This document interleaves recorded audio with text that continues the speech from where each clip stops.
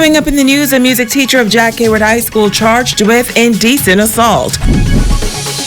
Also, the district superintendent sharing what happens next with those involved in the case. Investigation will be brought forth, possibly an independent investigation too, as to why the matter was not dealt with. And the Grand Bahama Christian Council says the fines issued during roadblocks are too high. We have the details.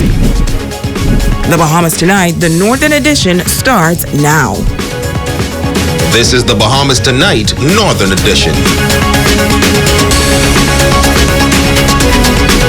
Good evening, Bahamas. I'm Shashina Wolf-Farquharson. As always, it is so great to have you with us.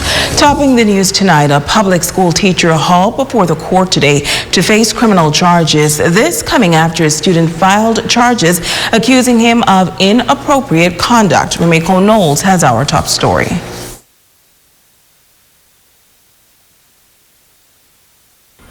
Dressed in a black suit, music teacher at the Jack Hayward High School, 63-year-old Reynald Christopher Robinson was escorted by police into the courtyard of the magistrate's court shortly after 9:30 a.m.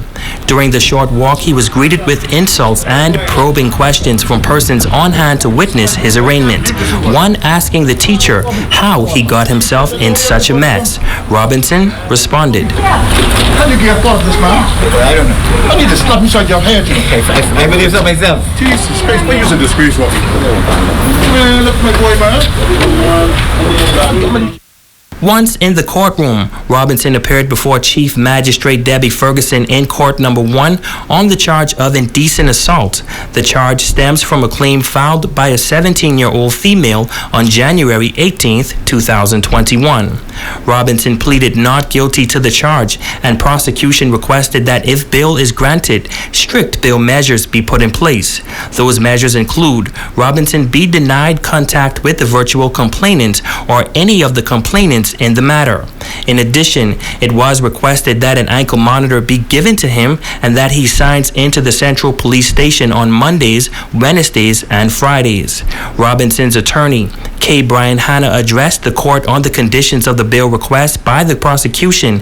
He asked that the court deny the request for an ankle monitor to be placed on Robinson and stated that his client will satisfy the prosecution's request to sign in at the Central Police Station.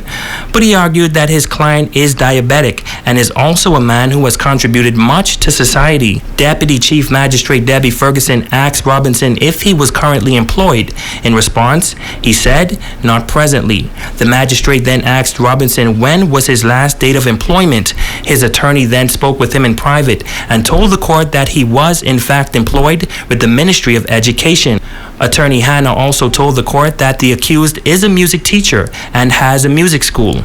He again tried to plead with the court for leniency with Robinson and to deny the prosecutor's request for a fixed ankle monitor.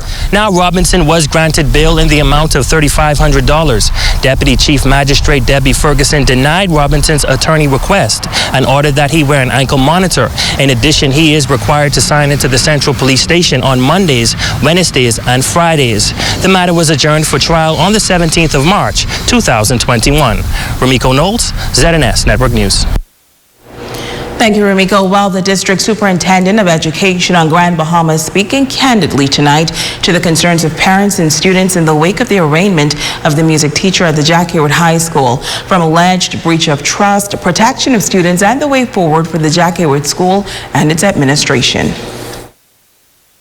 Now that the music teacher, Reynald Robinson, has been formally arraigned and placed before the court on the charge of indecent assault of a 17-year-old female, the question many parents are asking is, will he be allowed back in the school before his trial? Well, we put that question to District Superintendent of Education, Ivan Butler. An officer is charged, that officers will be placed on suspension, so to speak. He will not return to school, considering the nature of the charges. He shares the ministry's policy as it relates to incidents of this nature. We encourage students to report it, and once it's reported, then we have a policy in the Ministry of Education that we have no other option other than to take it to the social services and if possible the police. So our protocols are very clear with dealing with sexual matters as it relates to schools. And once an administrator or the guidance counselor, once they do not report a sexual offense matter like that, what is the consequence for them? Is anything in the policy that says what happens in breach of this protocol? Well, again, everything will everything comes down to investigation. We would determine an investigation will be brought forth, possibly an independent investigation too, as to why the matter was not dealt with. And once the investigation revealed why it was not reported, then the ministry will take actions accordingly. But a former student is alleging that this was not done. In fact, she claimed that after being sexually assaulted and reporting the matter, she was advised to forgive the alleged perpetrator and move on. Her mother telling our ZNS News team that had the situation been handed over to the police 2 years ago, other students would not have gone through the same traumatizing experience like her daughter. But once the story aired, many accused school officials of possible negligence and called for the ministry to act immediately and hold them accountable. Here's what Butler had to say. I can tell you, once we heard that was news to us in education also last night, that allegations were brought before on the individual. We can tell you that we are doing our investigation to confirm whether that situation did take place. And once our investigation is completed, then we will make a statement concerning that. The superintendent of education says disciplinary action is decided by either the permanent secretary or the director of education. Another disturbing revelation from some of the victims, though, was the fact that none of them felt comfortable reporting sexual harassment to the school, each saying that they had heard reports were made before and nothing was done. But Butler is assuring parents that this lack of confidence in school officials will also be investigated. Meantime, he's also assuring parents that their children are in a safe environment at school. We are highly disappointed, but nonetheless, that we will want parents to know that everything is being done to ensure that we get to the bottom of this in our investigation, and they can rest assured that their children are safe and will continue to be safe in our schools. Any advice to any other students, not just at Jackiewood High School, but students on the whole, public or private, if they are in a situation like this, what do you say to them? What should they do? Always report it to someone. That's our man. And we encourage students to always say something, and whether it's a teacher or a parent or a friend, tell someone, and so if they don't have the courage to come forward, then let someone represent them. So we don't encourage silence on incidents like this. Butler says the school will also be looking into counseling for those who may need it, noting that once the ministry's investigations are concluded, the public can expect an update on the outcome of their findings. Now, we contacted the Director of Education, Marcellus Taylor, as well, as for the allegations that school officials were made aware but reportedly dismissed the claims. Taylor says teachers have an obligation to listen to their students and to report the matters to the relevant authorities. For any matter, we would imagine that the administration would take action. As far as I know, the administration took action at this point. I don't know about any historic reports that were made, and so just brought to your attention. And so, it's the law, really. But we encourage all of our principals and school administrators, teachers, and any responsible adult to monitor the children. Have the kind of relationships so the children and students could feel free to come and report matters if they have a challenge. And that, we should take them all seriously, even though, you might want to monitor things for a bit. You certainly have to take any kind of cry out that a student makes. You have to take it seriously. Well, this just in, police are investigating an incident at the Sister Mary Patricia Russell Junior School. We understand that a 14-year-old male student is currently in police custody after he reportedly attacked the school's principal. Reports say the principal was attempting to defuse a dispute, and that is when he was attacked. Now, this is a developing story that we will continue to follow. However, our news team spoke to Area Vice President of the Bahamas Educators Managerial Union, Frazette Gibson, who condemned that attack and is calling for more to be done to assist troubled youth. It is unfortunate that our young people become so angry so easily, and as a nation we ought to find more youth programs on how to interact with others, how should they resolve conflicts, etc. Our members in BEMU have a right to work in an environment that is conducive to learning, and we will not support or condone any violence from anyone, including a student. At the moment, the matter is before the police. It is presently being investigated, and so I reserve any further comment. Thank you.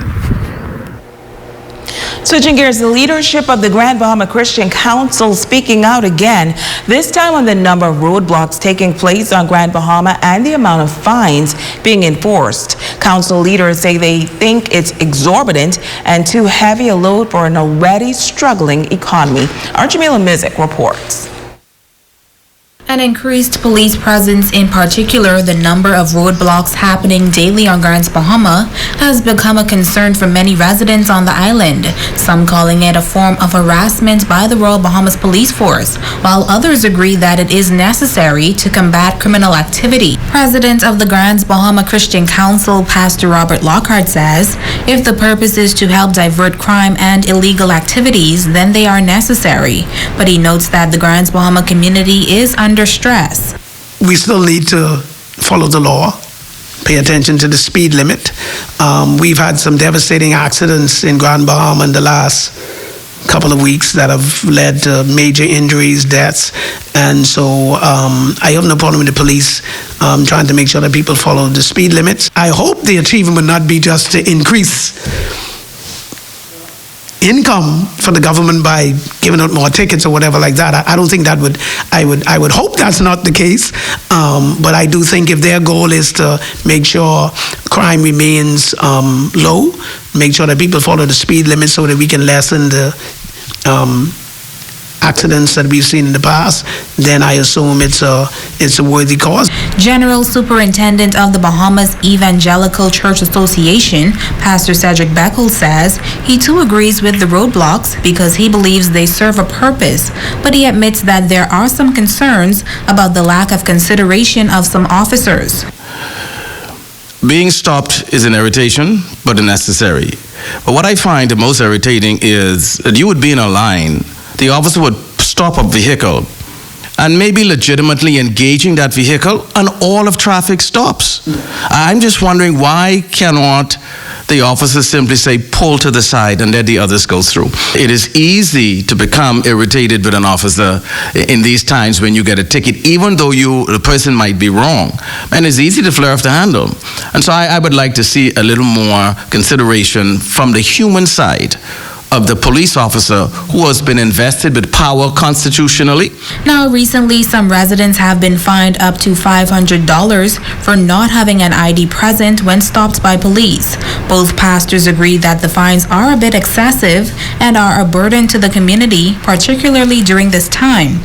He is appealing to the powers that be to take a second look at the fines being levied. I feel a $100 fine is steep enough, but when we start looking at $500 fines for just a traffic violation, I believe that's somewhat high.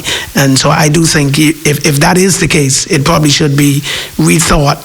And I think in that case, people would feel that it's just too much. For right now, $500 is difficult for a lot of people to find on short notice because of where we are economically at this time. Jamila Mizik, ZNS Network News. Tonight we continue our series on ecotourism and the benefits East Grand Bahama can gain as an ecotourism destination. In this report, the Bahamas National Trust is weighing in and is giving support to ecotourism that is becoming a lucrative niche market around the world. Italia Hall picks up the story.